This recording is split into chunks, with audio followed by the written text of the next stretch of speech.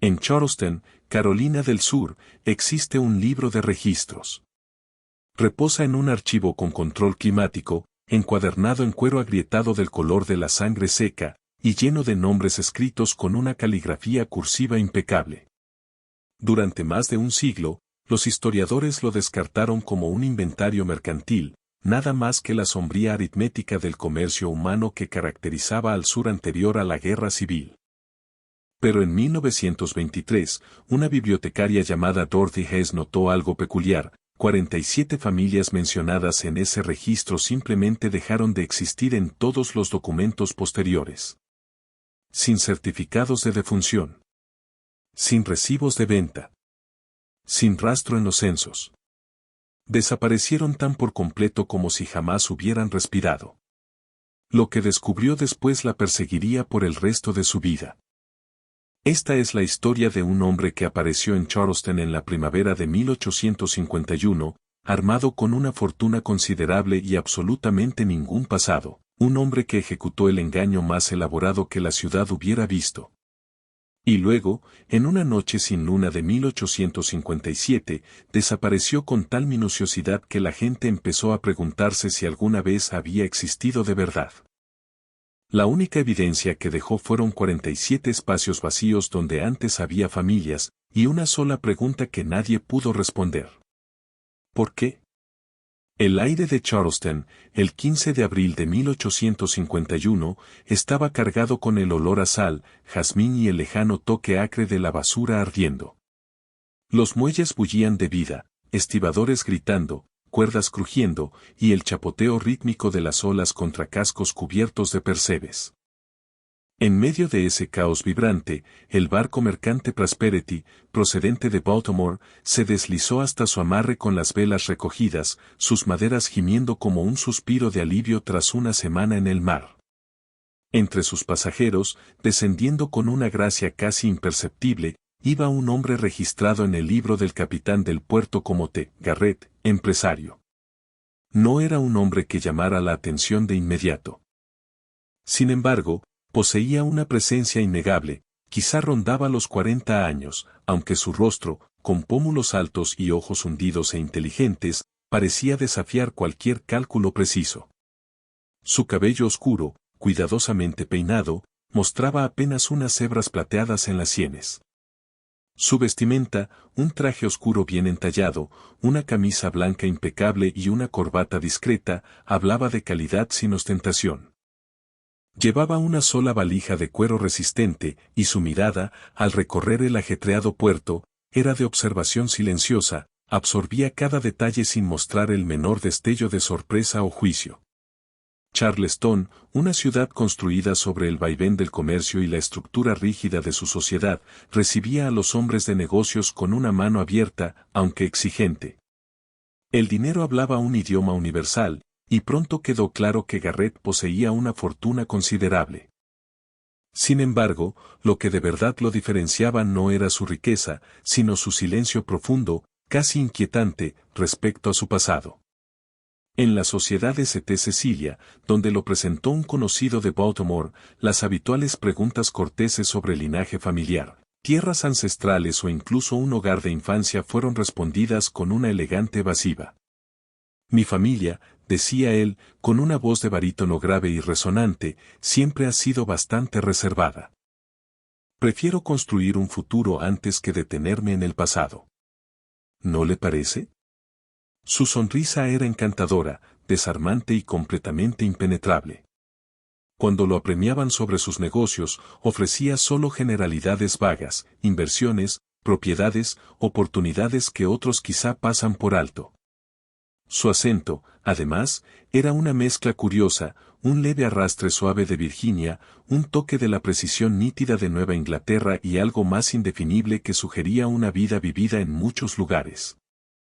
Esa vaguedad, que en otro hombre habría despertado sospechas, solo intensificó su aura de misterio en una ciudad donde todos conocían a todos y el linaje era moneda. Thomas Garrett se convirtió en un enigma fascinante, un hombre sin raíces, y aún así se movía con la seguridad de quien está profundamente arraigado. En 3 meses, había comprado una atractiva casa adosada de 3 pisos en Tradd Street, con la fachada de ladrillo suavizada por la hiedra trepadora y el interior amueblado con una elegancia sobria. Pagó en efectivo, un detalle que pronto corrió entre comerciantes y banqueros, consolidando su reputación como un hombre de peso. En 6 meses, era un habitual de las cenas sociales, su ingenio discreto y su escucha atenta lo volvían un invitado codiciado. Al término de su primer año, Thomas Garrett era una figura fija en los círculos comerciales de Charleston, conocido por su astucia, su trato justo y su privacidad absoluta. Y entonces, con una sutileza que rozaba lo imperceptible, Thomas Garrett empezó a comprar personas. Su primera compra ocurrió en noviembre de 1851, en un día otoñal y fresco cuando el aire por fin ofrecía un respiro de la humedad opresiva del verano. El lugar era la casa de subastas de Ryan, en Chalmers Street, un edificio cavernoso de techos altos y un olor penetrante a serrín, sudor y desesperación no dicha. El subastador, Robert Chen, un hombre de voz atronadora y rostro como roble curtido, estaba presentando a una familia. Lo siguiente, lote número 72, anunció Chen, golpeando el mazo con fuerza. William, jornalero de campo fuerte, 35 años, salud excelente. Su esposa, Mary, 29, criada hábil y costurera. Y sus 2 hijas, Clara, 7, y Elisa, 9. Una familia completa, señores. Una oportunidad rara para una fuerza de trabajo estable. ¿Quién ofrece? El murmullo habitual recorrió a la multitud de plantadores, comerciantes y especuladores. Las pujas comenzaron bajas y luego subieron con constancia. Garrett, sentado hacia el fondo, observaba con una expresión indescifrable. Esperó a que la subasta empezara a perder fuerza y entonces levantó la mano con un gesto silencioso, casi vacilante. 1800, dijo, su voz atravesando el ruido. Varias cabezas se giraron. A Garrett se lo conocía por invertir en propiedades, no por comprar mano de obra. La puja continuó, un plantador de la isla de Edisto elevó el precio. Garrett lo igualó y luego lo superó. 2000, declaró Garrett, con la voz firme, ya sin dejar espacio a dudas. Cayó un silencio. 2000 era una suma considerable por una familia de 4, incluso una sana. Era un precio que sugería desesperación o un interés poco común. Robert Chen, sorprendido pero complacido, bajó el mazo. Vendido, al caballero del fondo, el señor Garrett. Garrett se acercó al estrado para completar el papeleo. Chen, orgulloso de su memoria para rostros y transacciones, recordó el intercambio con nitidez. Una compra excelente, señor Garrett, dijo Chen, mojando la pluma en el tintero. ¿Le rendirán bien? Garrett asintió. Confío en que sí. Tengo una pequeña granja a unas 40 millas tierra adentro. Necesitaré que los trasladen allí. ¿Puede organizarlo? Por supuesto, señor. Sale un carro mañana por la mañana. Tarifa estándar, respondió Chen, escribiendo en la factura de venta. ¿Algo más? Garrett hizo una pausa, con la mirada distante. Sí. Una cosa más. Quisiera que incluyeran una Biblia con sus pertenencias. Una buena, resistente. Es importante que la tengan. Chen parpadeó. Era inusual. A la mayoría de los dueños les importaba poco el bienestar espiritual de sus compras, más allá de asegurar que asistieran a los servicios apropiados. ¿Una Biblia, señor? Muy bien, me encargaré. ¿Algo más? No. Eso es todo. Garrett pagó con billetes nuevos, con movimientos precisos. Firmó la factura de venta con un trazo elegante y sin prisa. La familia, William, Mary, Clara y Elisa, fue trasladada a la mañana siguiente a una granja apartada que Garrett poseía en el condado de Colleton. Y entonces, al menos para los meticulosos registros de Charleston, simplemente dejaron de existir. No hubo ventas posteriores. No hubo documentación de su trabajo ni de su producción. En la vasta y compleja red comercial que registraba seres humanos como mercancías, William y su familia desaparecieron del libro mayor de la vida pública. Este único caso podría haberse atribuido a una anomalía. Se perdían documentos. La gente moría. O quedaba olvidada en la inmensidad del paisaje rural. Pero no fue un solo caso. Fue el inicio de un patrón. En enero de 1852, Garrett compró a una pareja de unos 60 años en una venta de herencia en Georgetown. En marzo, adquirió a 3 hermanos fuertes en una subasta cerca del río Cooper. En junio, compró a una madre joven y a su hijo lactante a un vendedor privado en la ciudad, siempre en lugares distintos, siempre pagando el precio de mercado, a veces incluso una prima, y siempre organizando transporte privado hacia una de varias propiedades que había adquirido discretamente en las zonas rurales alrededor de Charleston. Para fines de 1852, había comprado a 11 personas en 6 transacciones diferentes. Para fines de 1853, esa cifra había aumentado a 19. Las compras estaban espaciadas de manera irregular, a veces pasaban meses, a veces semanas. No mostraba una preferencia clara por edad, habilidad o salud. Compraba trabajadores de campo y sirvientes domésticos, jóvenes y ancianos, especializados y sin entrenamiento. El único patrón constante era que siempre compraba familias completas, o tan completas como las circunstancias lo permitían. Cuando una familia había sido separada por ventas anteriores, él a veces pasaba semanas, incluso meses, rastreando a los miembros dispersos, comprándolos a distintos dueños, con frecuencia a precios exorbitantes, reuniéndolos y luego enviándolos a sus propiedades. Ese hábito peculiar fue notado y, en ocasiones, comentado como una excentricidad, pero nunca investigado. Al fin y al cabo, Thomas Garrett estaba gastando su propio dinero. Asistía a la iglesia con regularidad, contribuía generosamente a obras benéficas locales y, según todos los informes, era un caballero de voz suave, educado y siempre cortés. Y era muy cuidadoso. La primera persona que realmente advirtió la anomalía, que vio el tenue y perturbador contorno de un patrón donde otros solo veían transacciones aisladas, fue Lawrence Fitzgerald. Fitzgerald era traficante de esclavos, uno de los más prominentes y exitosos de Charleston. Su oficina, situada sobre su concurrida casa de subastas, era un testimonio de su naturaleza meticulosa, libros apilados con orden, facturas archivadas por fecha, cada operación registrada con una precisión casi obsesiva. Se enorgullecía de comprender el mercado, el flujo del capital humano y los sutiles cambios de oferta y demanda. Para la primavera de 1854, Fitzgerald llevaba más de 2 años siguiendo las compras de Garrett. Al principio las había desestimado como caprichos de un excéntrico adinerado, quizá un hombre levantando una nueva plantación desde cero, pero los números no cuadraban. Yo llevo registros, George, le confesó Fitzgerald a su socio, George Whitfield, una noche en su estudio, frente a una jarra de jerez.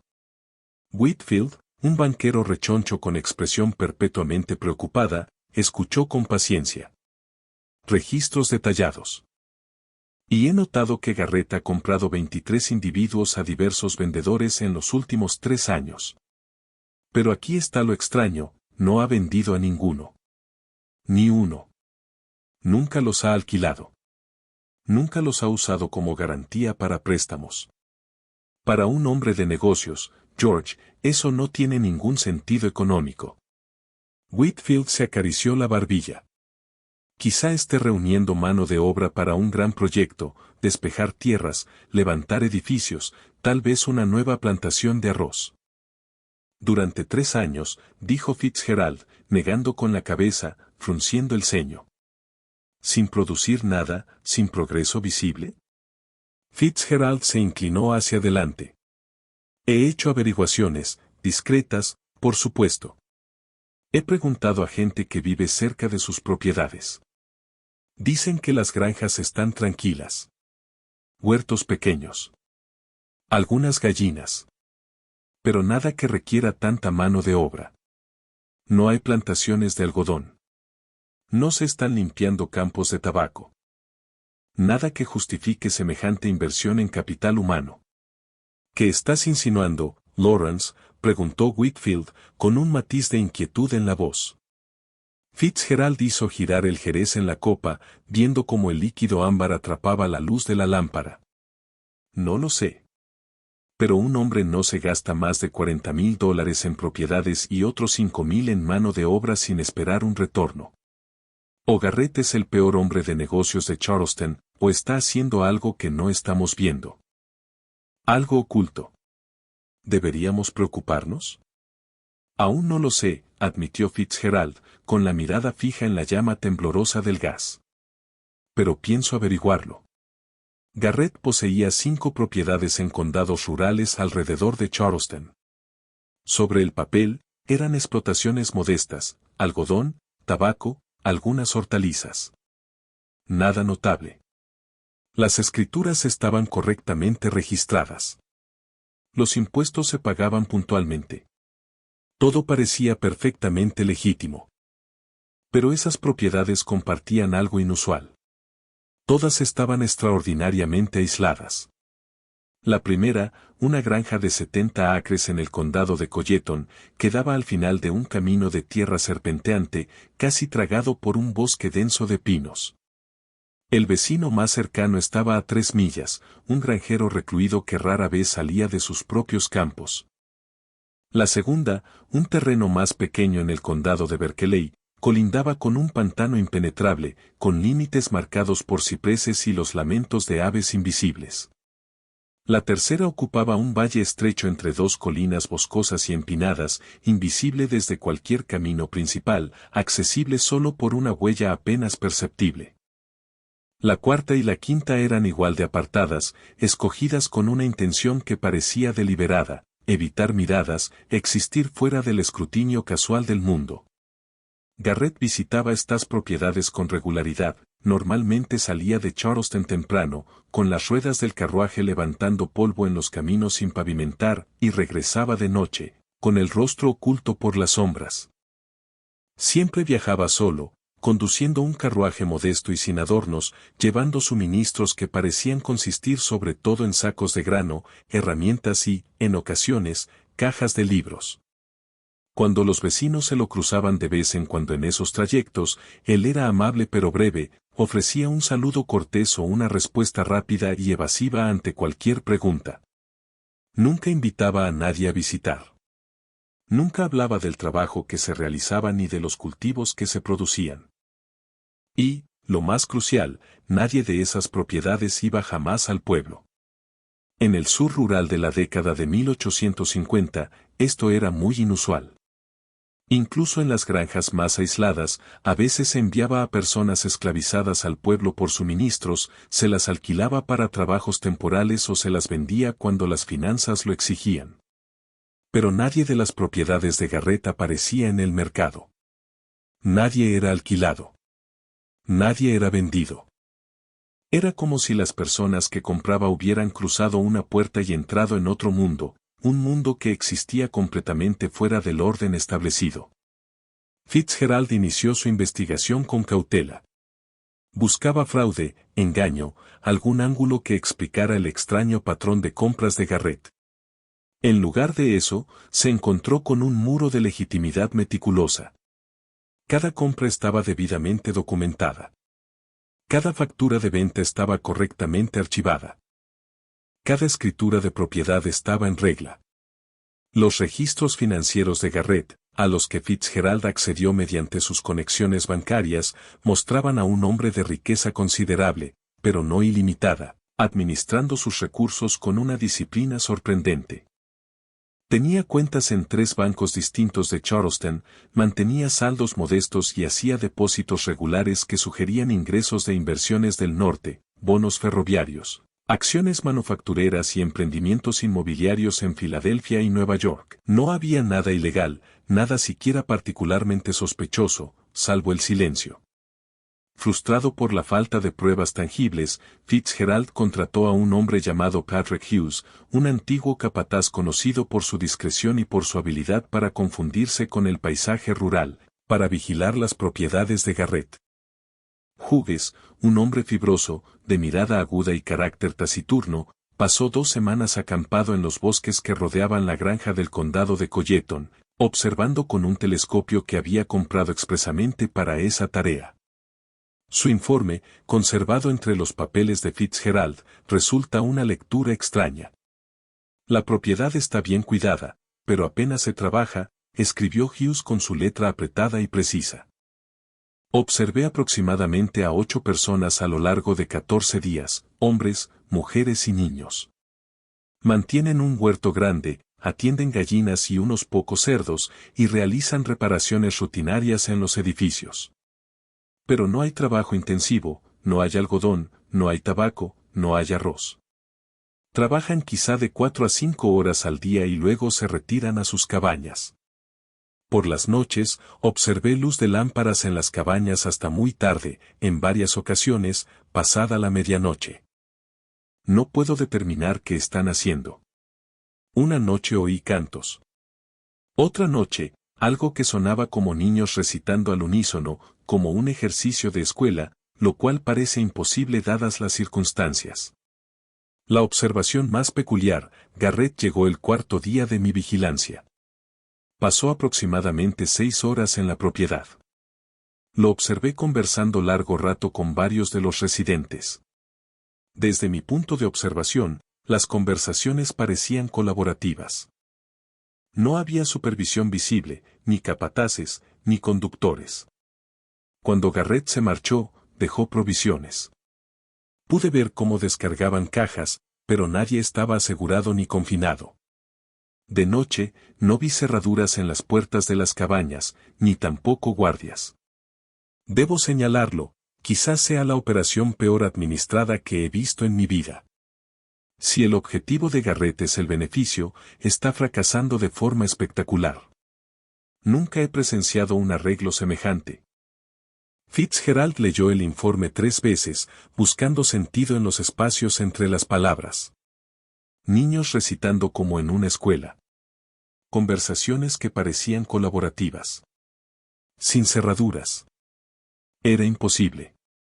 Y, sin embargo, Hughes era un observador confiable, un hombre cuya carrera entera se había construido sobre notar detalles que a otros se les escapaban. Fitzgerald realizó una vigilancia similar en otras 2 propiedades de Garrett. Los informes fueron casi idénticos, poco trabajo, horarios extraños, una libertad de movimiento inusual y, lo más desconcertante de todo, ninguna productividad aparente en el sentido tradicional. Está ocultando algo, le dijo Fitzgerald a Whitfield, golpeando el informe con los dedos. Solo que no logro determinar qué. En octubre de 1854, Margaret Hansley organizó uno de los eventos sociales más esperados de la temporada en Charleston, una cena para celebrar el compromiso de su hija Caroline con un joven abogado prometedor. Thomas Garrett figuraba entre los invitados, su presencia era ya una parte aceptada, aunque todavía ligeramente misteriosa, de las reuniones de la élite de la ciudad. Caroline, que entonces tenía 17 años, más tarde ofrecería el relato más detallado de lo ocurrido aquella noche. La cena transcurrió con normalidad durante los primeros 4 platos. La conversación fluyó con facilidad, tocando política, las últimas noticias navieras, la próxima temporada social y las cortesías habituales. Garrett, como siempre, se mantuvo educado y atento, aportando comentarios reflexivos cuando se lo invitaba, pero sin dominar nunca la charla. Luego, con el postre, un delicado sillabub y peras especiadas, uno de los asistentes, un destacado dueño de plantación llamado Henry Sutton, comenzó a quejarse de la dificultad constante de mantener la disciplina entre su fuerza de trabajo. Sutton, un hombre cuya fortuna solo era comparable a su fanfarronería, claramente había disfrutado del vino. Se han vuelto cada vez más difíciles, se lo digo yo, declaró Sutton, con el rostro enrojecido. Perezosos, resistentes, con tendencia a escaparse ante la menor provocación. El mes pasado tuve que vender a 3 solo para dar un ejemplo. No podemos permitir que se propague ese tipo de insubordinación, ¿verdad? Varios invitados murmullaron su acuerdo, asintiendo con aire solemne. Era una conversación habitual en las cenas de la élite de Charleston, los problemas de administrar su propiedad humana, tratados con el mismo tono casual con que alguien hablaría de manejar ganado o mantener maquinaria. Thomas Garrett, que había estado disfrutando su postre en silencio, dejó el tenedor con un suave tintineo sobre el plato de porcelana. ¿Puedo hacerle una pregunta, señor Sutton? Su voz era cortés, casi amable, pero llevaba un peso sutil que atrajo la atención de la mesa. Sutton, sorprendido por el trato directo, infló ligeramente el pecho. Por supuesto, señor Garrett. Cuando usted dice que eran perezosos, preguntó Garrett, ¿qué quiere decir exactamente qué era lo que no hacían? Sutton pareció desconcertado por la precisión de la pregunta. No trabajar como corresponde, desde luego. No cumplir las cuotas, arrastrar los pies en el campo, fingir enfermedad, la recalcitrancia de siempre. ¿Y las cuotas? Lo interrumpió Garrett con suavidad, la mirada firme, ¿quién las determinó? Yo, por supuesto, respondió Sutton, con un matiz de irritación en el tono. En función de lo que la tierra puede producir, en función de lo necesario para una cosecha rentable. En función de lo que la tierra puede producir, dijo Garrett, o en función de lo que usted necesita producir para sostener su estilo de vida, señor Sutton. Su tono seguía siendo suave, casi académico. Pero algo había cambiado en sus ojos, un destello de intensidad que Caroline encontró a la vez inquietante y cautivador. Porque son cálculos distintos, ¿no es así? Uno mide la generosidad de la tierra. El otro mide el deseo humano. La mesa quedó en silencio. El tintinear de la cubertería. El leve susurro de la seda. Incluso los sonidos lejanos de la calle parecieron apagarse. Caroline recordaba esa tensión como algo físicamente opresivo, como el aire pesado y húmedo antes de una tormenta de verano. El rostro de Sutton se ensombreció, su jovialidad anterior fue reemplazada por un resentimiento hirviente. No estoy seguro de apreciar su insinuación, señor Garrett. No estoy insinuando nada, señor Sutton, respondió Garrett. Solo estoy haciendo una pregunta, buscando claridad. Tomó su copa de vino y examinó el líquido rojo rubí con aire pensativo. Usted mencionó que vendió a 3 personas para dar un ejemplo, puedo preguntar, ¿eran familia, estaban emparentados entre sí, o con otros que aún posee? 2 eran hermanos, admitió Sutton de mala gana. El tercero no tenía relación, un sujeto problemático. ¿Y dónde están ahora los hermanos?, preguntó Garrett. ¿Siguen juntos? No tengo idea, se burló Sutton. Se vendieron en subasta. Compradores distintos, imagino. No es asunto mío una vez que la transacción se completa. Garrett asintió lentamente, como si confirmara algo que ya sospechaba, y una tristeza silenciosa se le instaló en los ojos.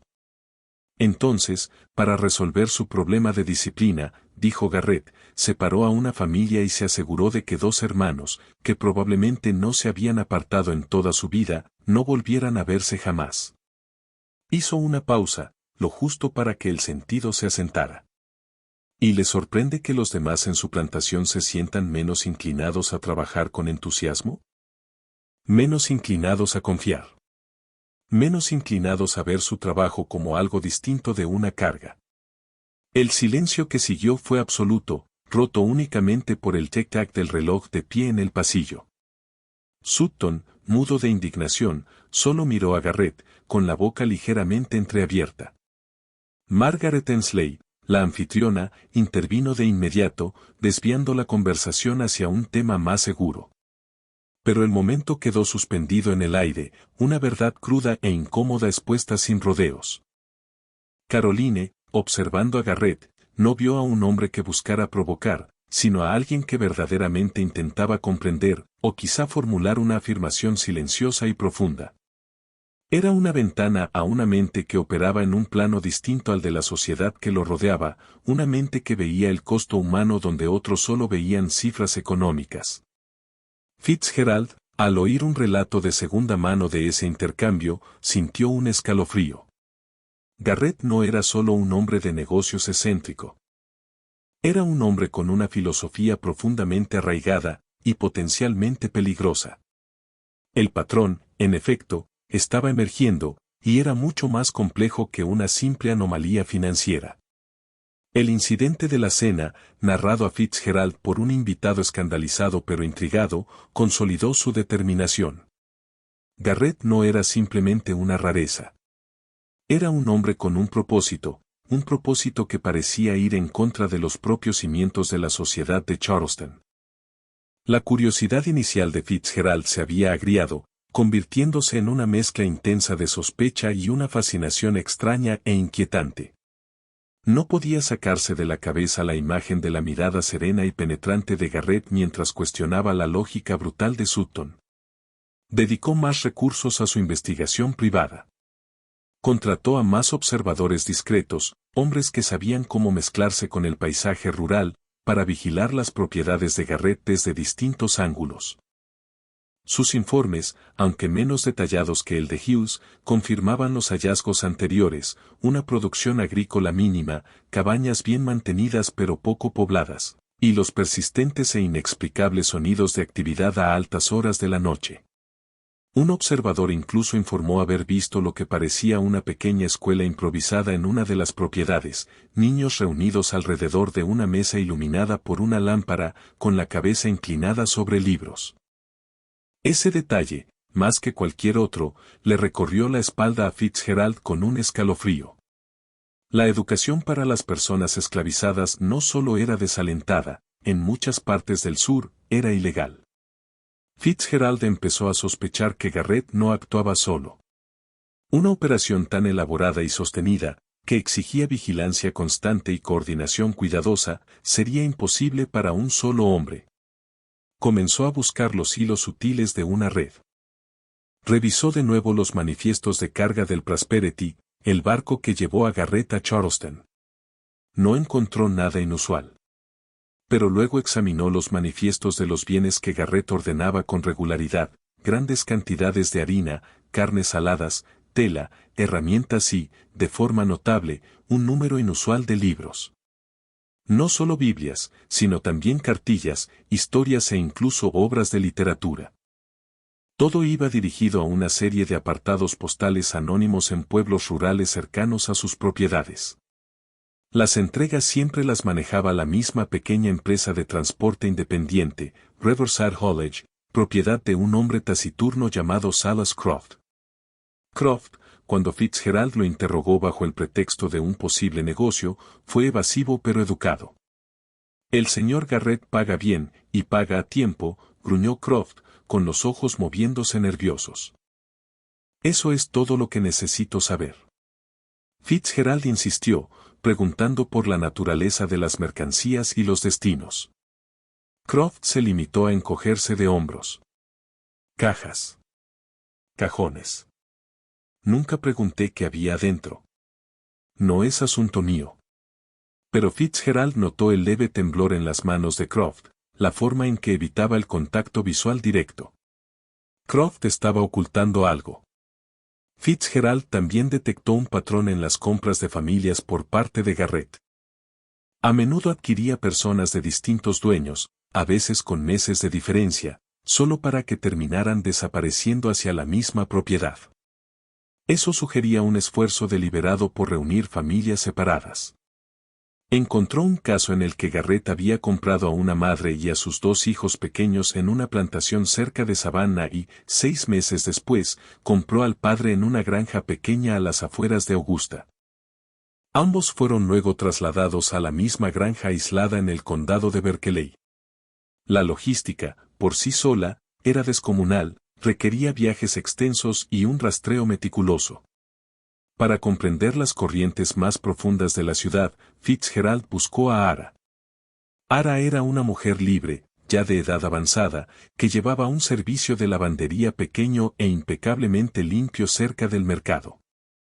Era conocida por su sabiduría silenciosa, sus observaciones agudas y su capacidad casi inquietante para oír susurros que jamás llegaban a los oídos de la élite blanca. Había visto pasar generaciones, y en sus ojos pesaba una colección de historias nunca contadas. Fitzgerald la visitó bajo el pretexto de necesitar una gran tanda de sábanas lavadas. Ara, con las manos encallecidas por años de trabajo, escuchó con paciencia mientras él hablaba, su mirada se mantenía firme y conocedora. Fitzgerald empezó a escoger sus palabras con cuidado. He estado observando a cierto caballero en la ciudad, un tal señor Garrett. Tiene hábitos peculiares. Compra familias, pero luego nunca vuelven a aparecer. Simplemente se desvanecen hacia el campo. Ara siguió doblando una sábana blanca y crujiente, con movimientos pausados.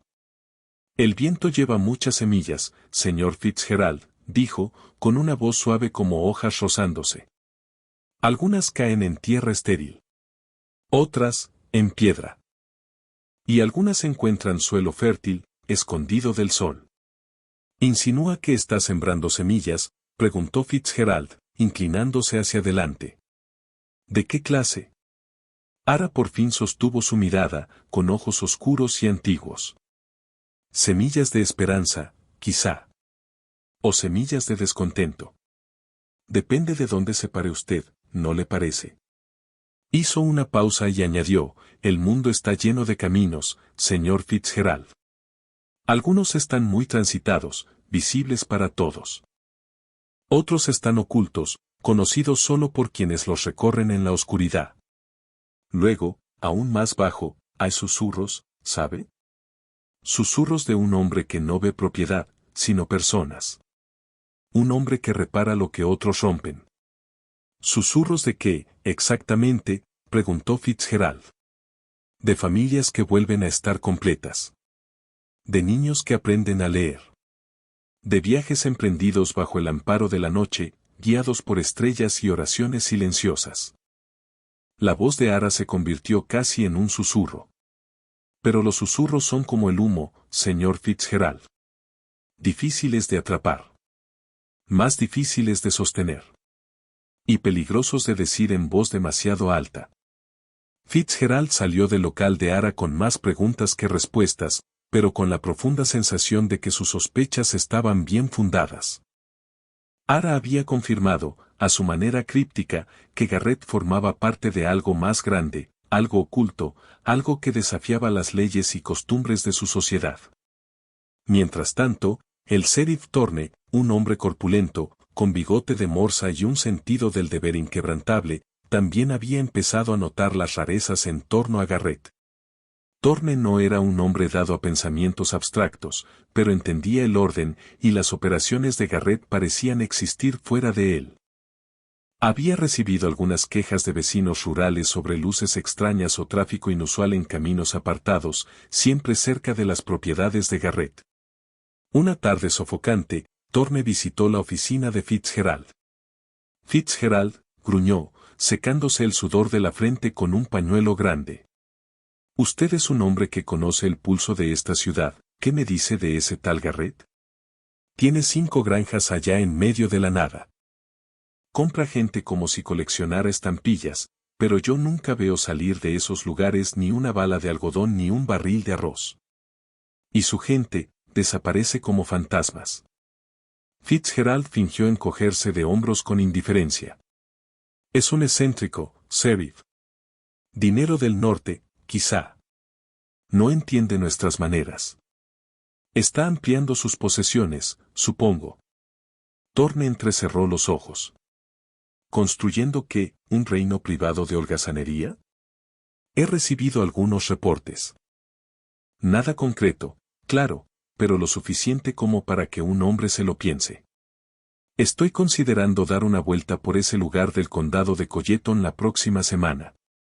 Solo una visita amistosa. Ver qué está haciendo. Un miedo helado se instaló en el estómago de Fitzgerald. Thorne era un hombre de acción, no de investigación sutil.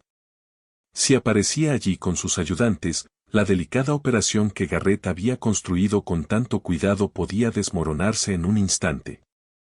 Sin embargo, Garrett parecía poseer una conciencia casi sobrenatural de las amenazas inminentes. Al día siguiente, apareció un pequeño anuncio en el Charleston Courier, firmado por T. Garrett, esquina, anunciando un gran bazar benéfico y un picnic que se celebrarían en la propiedad del condado de Colleton el sábado siguiente en beneficio del orfanato local. Era un movimiento audaz, una invitación pública al mismo lugar que Thorne pensaba investigar.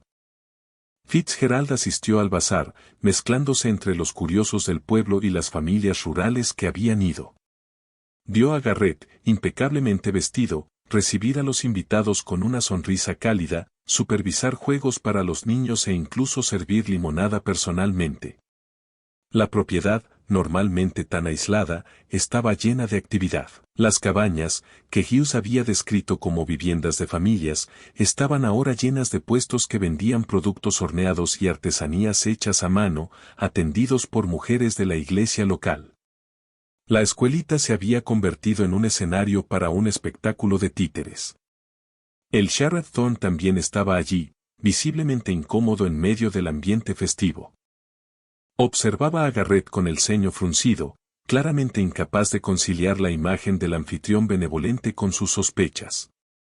Caminó por el lugar, habló con algunas damas de la iglesia, pero no encontró nada fuera de lugar. Las luces extrañas y el tráfico inusual se explicaban sin dificultad por los preparativos del bazar. Garrett había logrado, de un solo movimiento, transformar una posible investigación en una demostración pública de filantropía, neutralizando de manera efectiva la amenaza inmediata de Thorne. Fitzgerald observó a Garrett, con una profunda sensación de asombro mezclada con aprensión.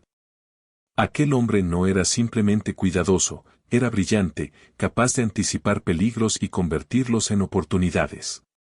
Pero el episodio solo profundizó el dilema moral de Fitzgerald.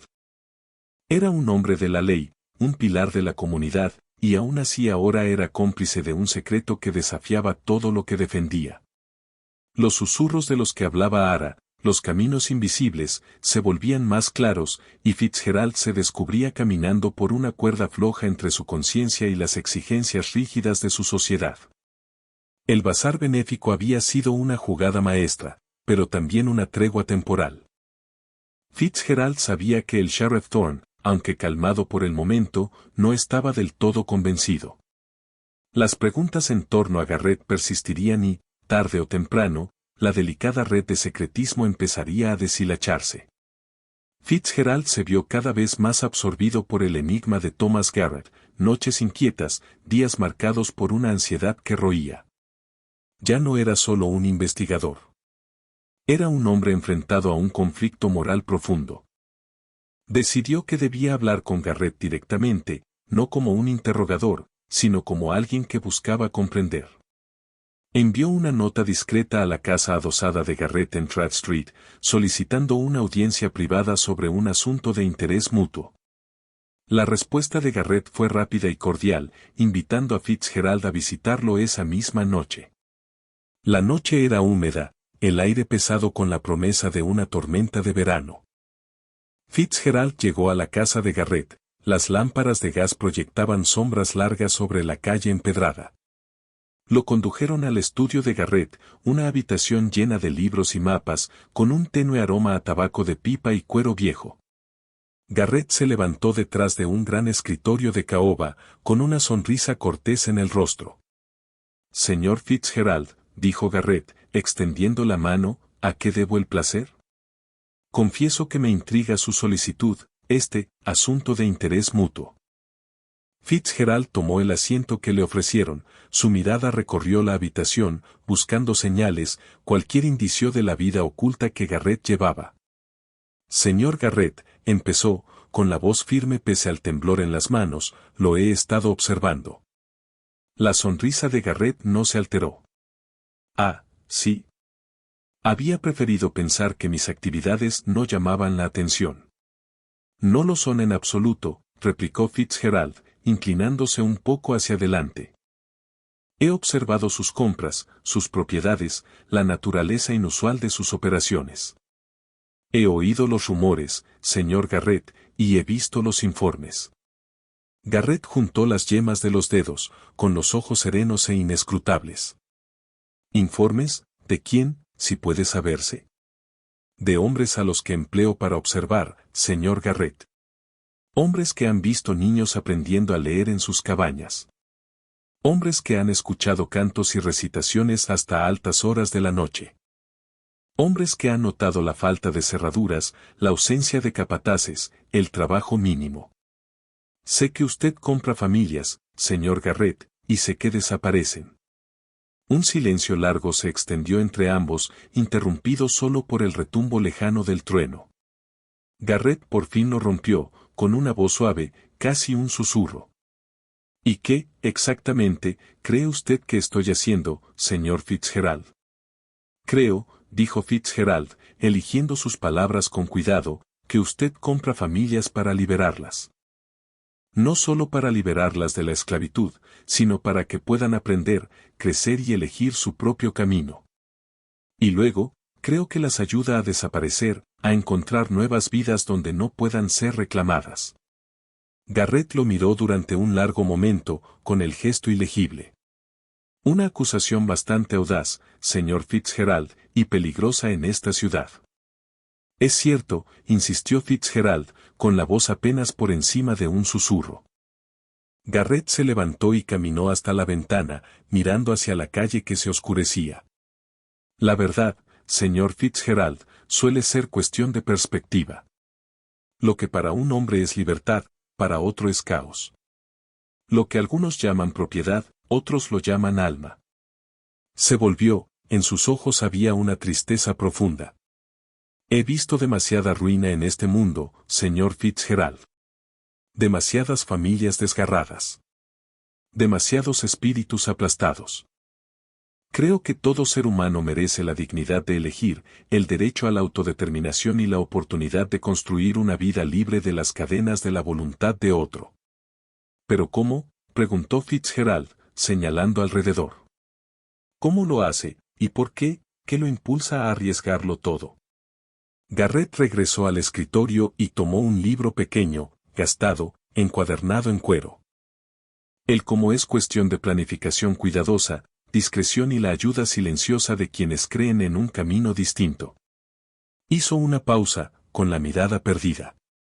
El por qué es una historia más larga, señor Fitzgerald, nace de una pérdida personal y de la convicción profunda de que ciertas injusticias no pueden quedar sin desafío. Digamos solo esto, he visto el costo devastador de la indiferencia humana y elijo actuar de otra manera. Dejó el libro sobre el escritorio. Era un ejemplar de La cabaña del tío Tom, publicado apenas unos años antes, una obra celebrada y odiada en todo el país. Está arriesgándolo todo, repitió Fitzgerald, con el peso de las palabras suspendido en el aire. Su fortuna, su reputación, su propia vida. Si lo descubren, señor Garrett, las consecuencias serán severas.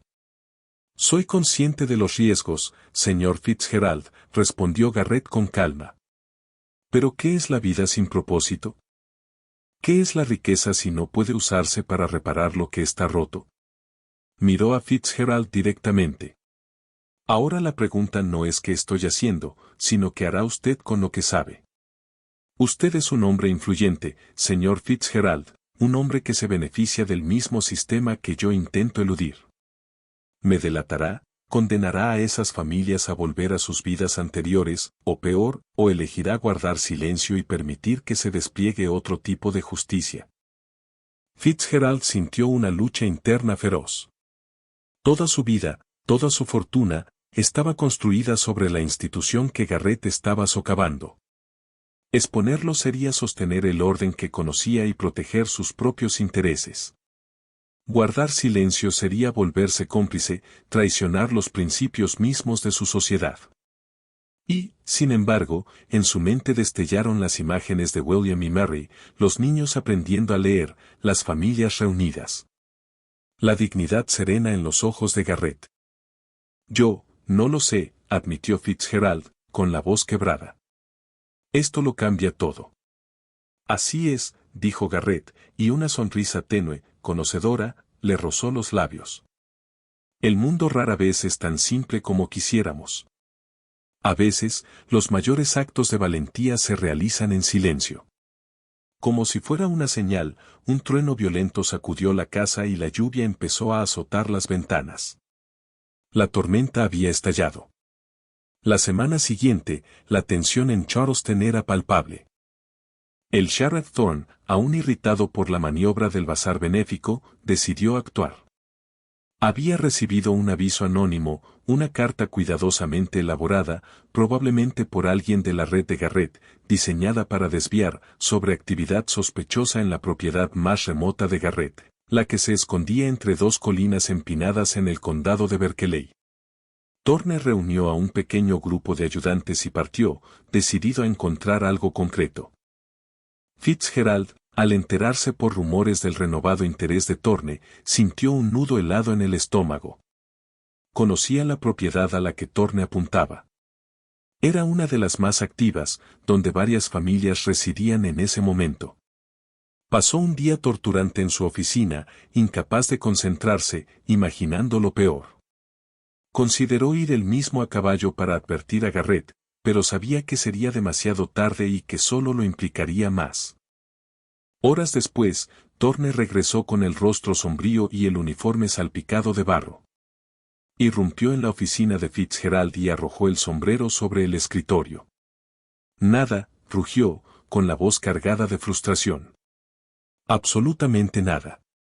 Cabalgamos durante horas por ese pantano maldito, solo para encontrar una choza vacía y derruida. Unas cuantas gallinas, un huerto a medias, ni un alma a la vista. Fue una casa de fantasmas, Fitzgerald. Alguien me mandó a hacer el ridículo. Fitzgerald fingió sorpresa. ¿Una choza vacía? Pero yo pensaba que esa era una de sus propiedades más grandes. Era un señuelo, se lo digo yo, bufó Thorne. Un señuelo ingenioso y desesperante. La casa principal, la que me dijeron que estaba allí, no aparecía por ninguna parte. Solo bosque espeso y pantano. Buscamos durante horas, pero era como perseguir humo. Fitzgerald le ofreció a Thorne una copa de brandy, con la mano temblándole ligeramente al servir. Al parecer, Garrett había anticipado incluso eso. El aviso anónimo era una distracción, llevaba a Thorne hacia una propiedad que estaba realmente vacía o hábilmente disfrazada, mientras las operaciones verdaderas continuaban en otro lugar. La red. La planificación cuidadosa. La previsión casi sobrenatural. Todo era parte de la danza intrincada de Garrett con el peligro. El incidente terminó de sellar la decisión de Fitzgerald. Guardaría silencio. El peso moral era enorme, pero la alternativa, exponer a Garrett y condenar a esas familias, era una carga que no podía soportar. Había visto el registro, la aritmética fría de vidas humanas. Había escuchado los susurros de esperanza. Y en la figura silenciosa y enigmática de Thomas Garrett había entrevisto una clase distinta de justicia, una que operaba fuera de los confines rígidos de la ley y la sociedad, guiada por una compasión profunda, aunque peligrosa. La tormenta había pasado, pero el paisaje de la conciencia de Fitzgerald había cambiado para siempre. El año 1857 trajo un verano sofocante, incluso para los estándares de Charleston. El aire colgaba pesado e inmóvil, como un preludio a la quietud más honda que pronto caería sobre la ciudad. Thomas Garrett, que había llegado envuelto en un misterio silencioso, se marchó dejando uno aún mayor. Todo comenzó de forma sutil. Sus visitas habituales a las propiedades se volvieron menos frecuentes. Su presencia en reuniones sociales, ya de por sí esporádica, desapareció por completo. Durante unas semanas, la gente supuso que estaba viajando, quizá a Filadelfia o Nueva York, como a veces hacía. Pero entonces su correspondencia empezó a acumularse en la oficina postal. Su ama de llaves, una mujer severa pero fiable llamada Marta, informó que una noche simplemente no regresó. La cama estaba sin hacer. Un libro a medio leer había quedado abierto en la mesita de noche, y una pipa sin encender descansaba en un cenicero sobre el escritorio. Había desaparecido de la noche a la mañana, sin nota, sin dirección de reenvío, sin rastro. Fitzgerald sintió un escalofrío frío al enterarse. Sabía que no era una simple partida. Era la culminación del gran diseño de Garrett. Esperó una semana, luego 2, antes de actuar. Envió discretamente a su observador más confiable, Patrick Hughes, a revisar las propiedades. Hughes volvió 2 días después, con el rostro pálido. «Están vacías, señor Fitzgerald», informó, en voz baja. «Todas.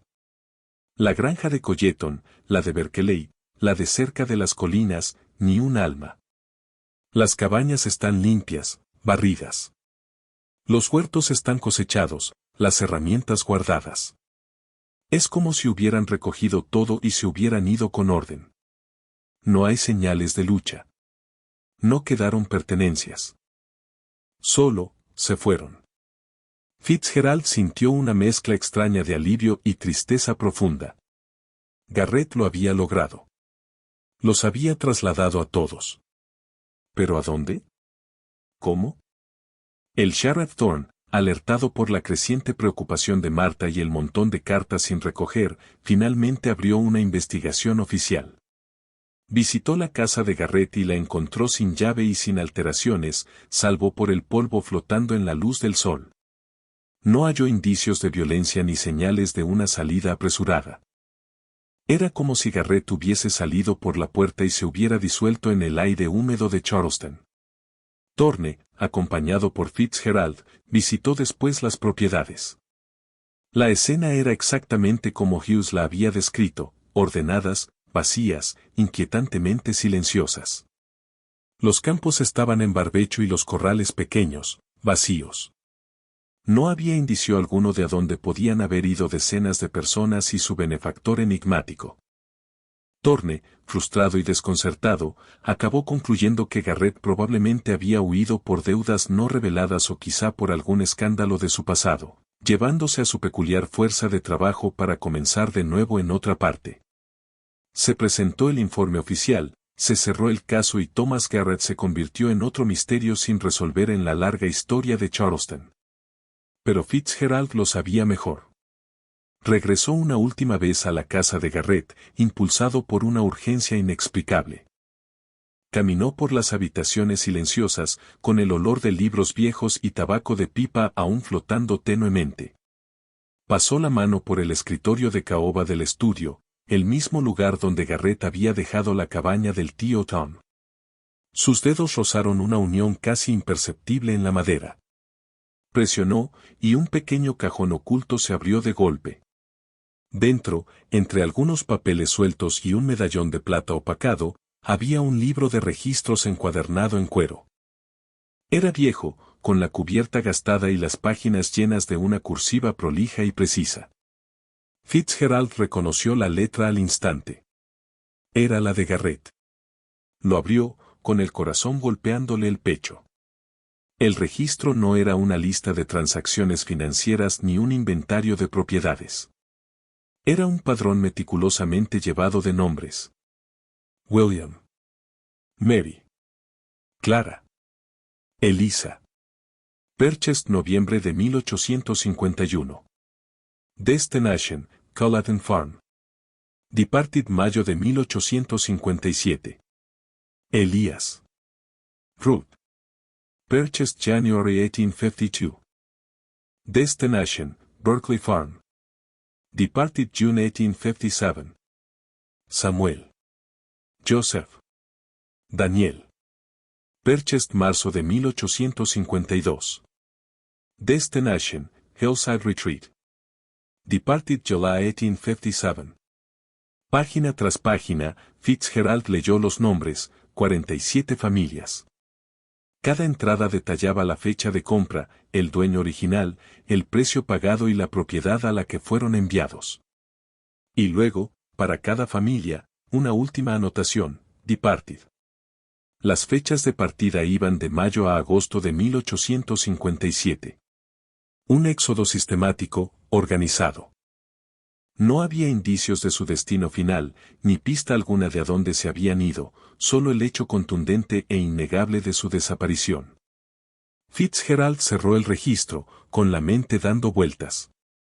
Aquello era la prueba. Era el documento de la misión extraordinaria de Garrett. Volvió a colocar el libro en su compartimento oculto con sumo cuidado, sabiendo que si alguien más lo encontraba se desataría una tormenta. Tomó el medallón de plata, un pequeño recuerdo personal, y salió de la casa, cerrando con llave tras él. Las familias nunca volvieron a verse en Charleston. Nadie afirmó haber sido liberado por Thomas Garrett. No surgieron de pronto comunidades de antiguos esclavizados en el norte o en Canadá, al menos ninguna que pudiera vincularse de manera definitiva con sus operaciones.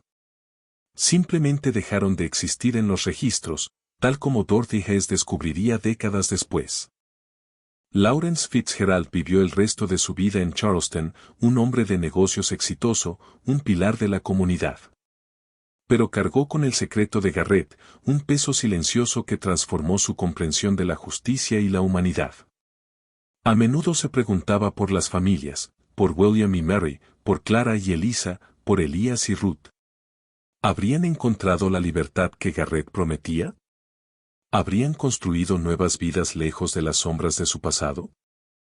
¿O también ellos se habrían desvanecido en el vasto e implacable paisaje de una nación que luchaba con su propia alma? El registro, hallado finalmente por Dorothy Hess en 1923, se convirtió en un enigma histórico, una lista de nombres, un registro de vidas compradas y luego borradas. Thomas Garrett, el hombre que compró familias en secreto para liberarlas, desapareció tan por completo como la gente que intentó salvar. No dejó monumento, ni confesión, ni explicación definitiva, solo la pregunta inquietante que resuena en los anales de la historia. ¿Fue un santo, un loco o simplemente un hombre que se atrevió a creer que algunas cosas valían más que su precio? ¿Y ocurrió de verdad? El silencio del pasado no ofrece respuestas fáciles, solo el misterio persistente de un hombre que eligió desaparecer, llevándose su verdad extraordinaria con él. Gracias por mirar.